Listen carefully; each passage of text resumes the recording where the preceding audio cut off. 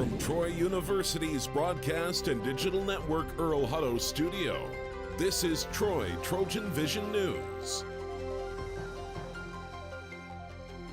Hello and welcome to Troy TrojanVision News for March 20th, 2019. I'm Carissa Justice. And I'm Taylor Pollock. Thank you for joining us this evening. In the midst of our country's opioid crisis, several cities are working on ways to combat drug addiction, including the city of Troy. Here's a look at the latest public resource they provided. The City of Troy Dropbox made its debut at the Troy Police Department on Wednesday, providing a solution to those that need to get rid of unused or expired prescription drugs. This box allows us 24-hour access. It's not just a single day where we take back prescription meds.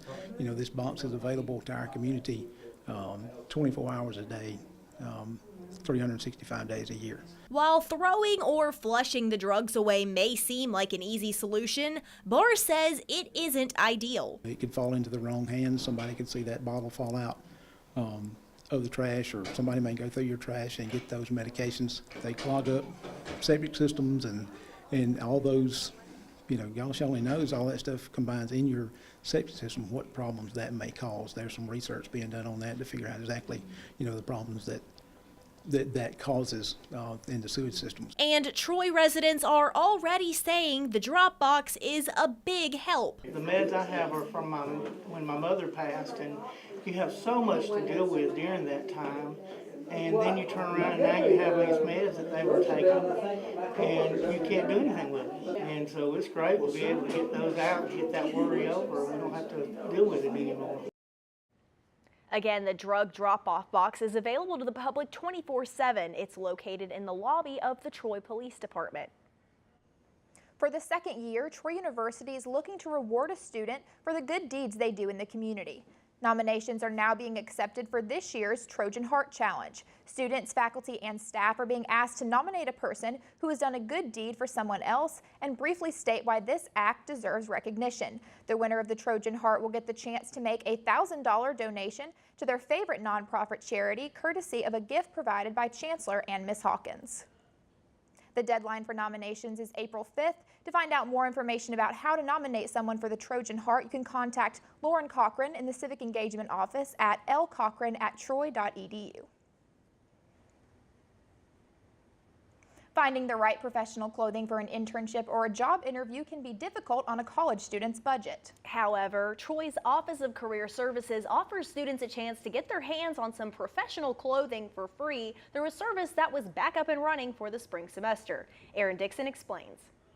Shirts, jackets, pants, belts, ties, and shoes. These were just a few items that could be found at today's career closet. And the coolest part about these items is that you could have gotten 3 free of charge. And this is all to prepare students for the future. We really hope students can find some outfits, like I said, to wear to their career, to wear to their internships. Even if they don't find something today, just to be aware of what's acceptable in that kind of setting. The career closet lasted from 11 until 3 today and gave students plenty of options to choose from. And one student was able to give us a little rundown of all they had to offer to find that perfect job attire. Definitely they have a lot of suits, 2-piece, 3-piece. They got a lot of shoes.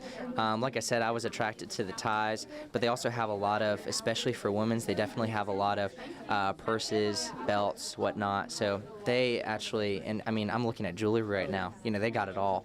The Career Closet has been operating since 2018, where they receive donations of gently used clothing items from faculty and staff on Troy's campus. The Office of Career Services is not done for the semester, as they have one more big event planned at a local JCPenney. So coming up, we have our JCPenney Suit Up event. That's going to be March 31st. It's a Sunday. It's in Dothan. They're shutting down the store for us, and students are going to be able to come get 40% off professional wear. We also have our career fair. That's April 3rd from 10 to 2 in the ballrooms. The Career Closet will make another appearance next semester, and all you need is your Trojan ID to get up to 3 free clothing items. Aaron Dixon, Troy, TrojanVision News. Once again, the Suit Up event will be on March 31st at JCPenney in Dothan. The all-major spring career fair will be on Wednesday, April 3rd. Now, the latest in Trojan sports on Troy TrojanVision News. Hello and welcome to your TrojanVision Sports. I'm Nick Brooks. The Trojan softball team looked to get out of their 4-game losing streak when they hosted the Georgia Tech Yellow Jackets in a midweek matchup. The Trojan softball team has been struggling of late, and Tuesday night was more of the same as they dropped their 5th straight game by a score of 5-1. During this streak, they have been outscored 41-2. When you're playing good softball, you're pitching well, you're playing great defense, and you have timely hitting, and we didn't really do any of those really great today. So, we've got to do a better job, and when runners get on, we've got to get a barrel and bring them in. So I thought we did a good job in the first inning of answering back, and just got to do a better job of when they get in scoring position, having some solid at-bats. Georgia Tech has wins over Mississippi State, Virginia Tech, and Michigan State this season.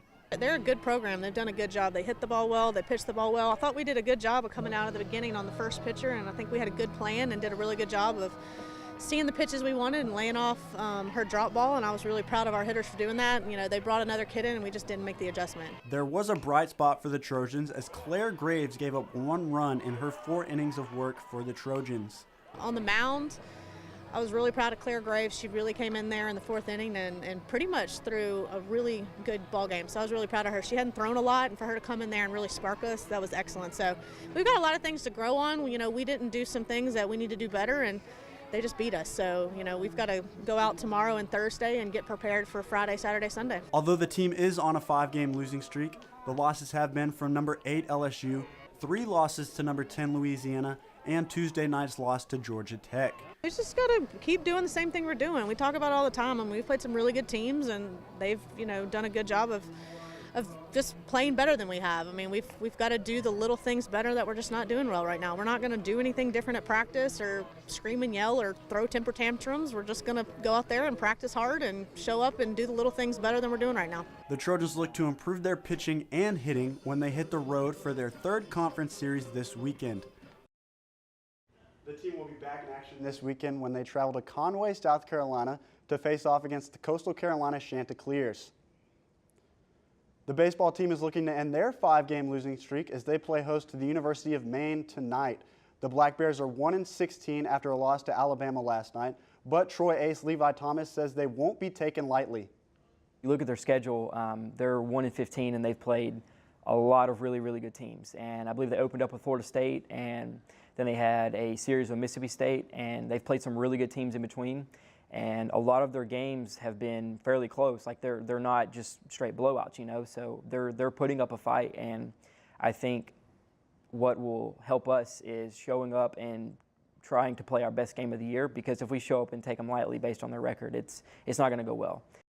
First pitch for the game tonight is set for 6 p.m. and will be broadcast on Troy Athletics' Facebook page and WTBF Radio. The women's basketball team will be hosting UAB Thursday night in Trojan Arena. This is the first time Troy has hosted a postseason basketball game in Trojan Arena. Head coach Shanda Rigby talks about how great of a surprise the news was. Because we thought we were going to be on the road today traveling, but thank goodness for Sandy Atkins and the administration at Troy. They had put in the bid and done the paperwork to have our first game, or maybe I don't know how many games, but put in bids to have home games in this tournament. And so that is a luxury. That just shows the One Troy spirit. People are looking out for us when I didn't even expect it. And so when it came across that we were in the tournament, we were so excited, jumping up and down excited. But then it came across in the brackets that we were hosting the first game in Trojan Arena, in beautiful Trojan Arena. How much better does it get than that? The Trojans lost the last matchup to UAB 81-77, but that was in December of 2016. The team looks to avenge that loss Thursday night at 6 p.m. The game will be broadcast on ESPN Plus and WTBF Radio. Well, you guys, I'll be at Riddle Pace Field in just about 30 minutes getting some free bacon on bacon night and enjoying some baseball. Absolutely. I know as college students, we're all poor and hungry, so this is a great chance to see some baseball and get some free food. Yeah, it's an event-filled night. You can go out to the baseball game, get some bacon, and catch a glimpse of that space station Aaron was talking about earlier. Thanks, Nick. Thank you.